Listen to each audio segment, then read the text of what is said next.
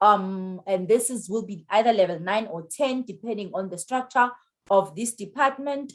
The 376596 excludes your benefits. Again, if you need more information on how the benefits are calculated, have a look at our first session. Location, location, location. Remember, guys, my preference, as I said on the previous position, entry level, stick to your local municipality or your vicinity or your province. That's what I said, right? And I told you guys that that's my preference. It's not really there in the policies, but I just think that cost versus benefits, it makes more sense that there's more people looking for entry positions. This is an assistant director. So something that we also call, this is a promotion. So you've been a practitioner for more than 3 to 5 years, I believe. Yes. So now you are looking for a promotion. This is what we call a promotion. So I think when you're looking at the amount plus benefits, it does make sense, isn't it? That you can move interprovincially, isn't it, guys? But just for your career planning, guys, be aware that when we are changing provinces, don't just take it at face value. It is challenging emotionally, mentally. So you have to really have a plan. It's very, very, I cannot overemphasize. You are not an island, okay? Yes, you're going to come to a large organization. You're going to build great relationships. But if you're coming from this organization from another province, it's better because you already been interacting with people in Pretoria, Pretoria is your head office, but you've been under the same department. But if you are coming from a totally different department, and you are coming to this department as a new department, so just be aware, be mentally prepared, have a little bit of plan to say, okay, I know I'm going to move into to Pretoria. I know that my new employer is going to fund my accommodation expenditure. It is common practice that you will be assisted to settle in, guys. Those are some of the considerations that go through at this level of these positions, which I really like. I think it's really been considered. I really, really like it a lot.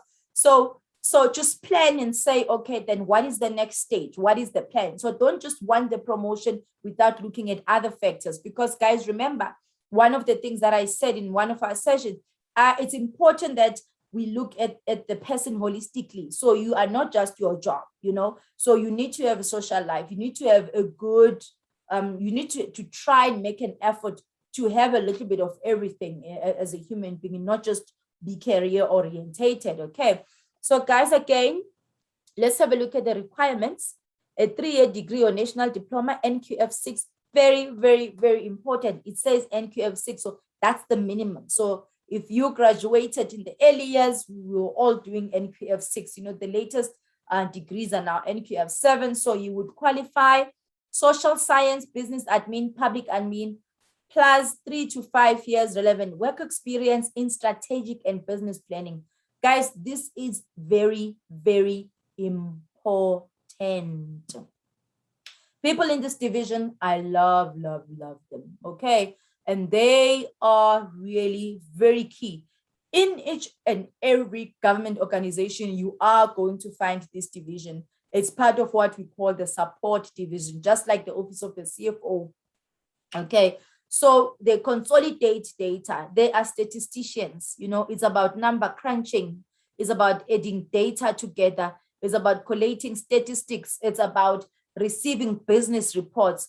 If this department is responsible as a national department responsible for provincial and other structures of government, it's going to be very big. Communication is going to be very important. You have to be meticulous. You've got to understand your national development plan. You have to understand how it links to the strategic objectives of the organization. You have to be able to advise and train other business units on how to develop a strategic plan. And you've got to ultimately be able to link that to the work plan of the employee and work together with your human resource to interpret what everybody should be busy doing on a day-to-day basis to be able to achieve your strategic goals. So I will share more information as to what background you should be having in here.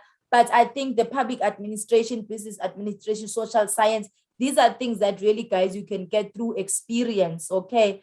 And just planning. You've got to love planning. Planning has to excite you, and measuring outcomes and goals really has to be something that you're quite passionate about.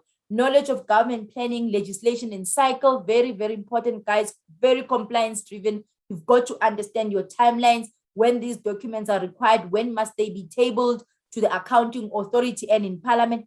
Very important, because all of this statistical data ultimately gets reported to parliament, and that data is collated, and it gives us a picture of how far or how close we are towards achieving our national development plan goals. Very important position, this. I love it.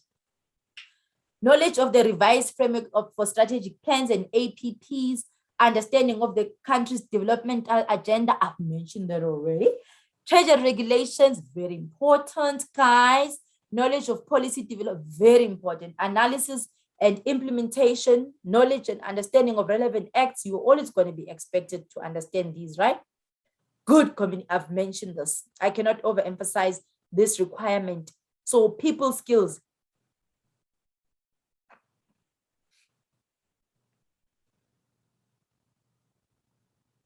Good communication skills, verbal and written. You are going to be writing a lot here, guys. So even on a monthly basis, you are keeping your colleagues accountable in all different business units. So you use a lot of writing, a lot of communication. Project management skills, I cannot overemphasize that. Okay, so there's a bit of a duplicate there on the project management skills. Ability to pay attention to detail and to gather and analyze information. I think I put it correctly to say you must really be passionate about data analysis and just statistical information. Let's give you a simple example. If perhaps the Department of Human Settlement has got a target to say for the next 3 years, every year we're going to be building 1,000 houses, and they're going to be saying the 1,000 houses, 500 are built in Gauteng, 500 in Limpopo. Your colleagues will be going on the ground and doing the groundwork. If you're in private sector, how I like to think about it is the people in the core business are like the salespeople. They go out there and get the business. In government, the core business are the ones that get the job done. So they are your very skilled professionals. They get the job done. They build those houses, they manage those projects, and they bring the data to you. So you are responsible. It's like an internal finance manager who's gathering the sales data and say, okay, indeed, we did sign this contract because here there's money in the bank account, or I've got a client that I'm billing on a monthly basis. So in this case, as a planning and strategy person, you are actually now saying, okay, the 500 houses, my colleagues are reporting that they've done 300 houses, and you actually need certification. There must be document that talks to how are we going to know that a house is a complete house? So you are talking those analysis of that data and setting specific targets of saying, how do I know a house is a complete house? How will I know that a house is complete when I'm being told that the house? So it's a lot of fun, a lot of data, a lot of analysis, and then you collating that data. This position is also very key, guys, towards if this position does its work to the T and making the verification job done on a month-to-month basis. At the end of the year, it's got 2 targets. It contributes immensely to a clean audit, and then it contributes immensely to the progress that is made to achieving our targets just by managing data and reporting. So you don't generally do the work yourself, unless my colleagues can always advise, but my experience has you are managing the data, you are training your colleagues, you are teaching your colleagues how it's supposed to be done in terms of data management. So you're not an expertise of getting the job done on the ground, but you have an understanding of how the work is supposed to be done. You've agreed with your colleagues actually to say, these will be our the targets, and this is how we're going to measure them. Very important. Ability to develop and apply policies, ability to work long hours voluntarily. Guys, this is understandable to say this level you are working towards middle management, so this might be expected of you, but isn't it nice that now we can work from home? So just ask these things maybe when you get to an interview to say what has been the practice in the past, how have the colleagues been managing this? So just ask, don't be scared to ask, guys. Feel free. Ability to work individually and in the team, cannot overemphasize teamwork. You are going to be working under pressure for sure. you are going to be working under pressure. So this position is not the kind of position where you say, I asked for this, I've sent an email to my colleague and then you fold your hands. No, this is the one where there must be work done, meaning there must be reports sent to you. So you have to have an etiquette of following up and getting your colleagues to actually give you the information. Good research skills, good facilitation and presentation skills. I've said that from time to time at this level, you might be required to be even training your colleagues on planning requirements. So you really have to really know how to facilitate on an annual basis. All organizations, all departments, all public entities, they've got a strategic session annually. In fact, a period of October, November, around this time, departments are sitting down and redrafting and having a look at their annual performance plan. So you have to know how to facilitate and have some good presentation skills just to train people and just remind them on how everything is done. Overall, it is a fantastic opportunity. It's a beautiful position. I really love it. I really love planning.